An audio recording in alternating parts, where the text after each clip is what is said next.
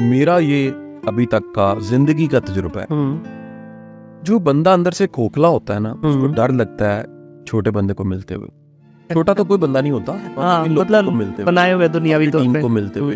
क्योंकि होता क्या, जब आप मिलते हैं आप एक्सपोज हो जाते हैं, हाँ आपको इज्जत देनी पड़ती है ना। बिल्कुल। कईयों के पास होती नहीं है, कुछ देने के लिए होता ही नहीं है। तो जब पल्ले कुछ नहीं है, तो जब वो मिलेंगे हम्बल होके, तो क्या होगा, वो जो बदबू है वो सामने वाले को आ जाएगी।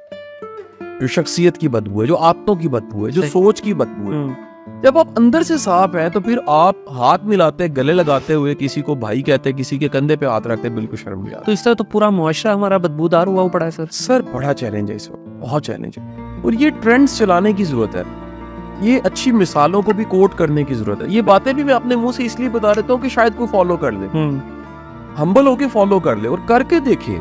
मेरा ईमान है कि टीम बनते देर नहीं लगती। बिल्कुल 100 में से एक बंदा मुश्किल होता है, इसके बावजूद भी वो चैलेंज रहता है, लेकिन 99 में तब्दीली आ जाती है।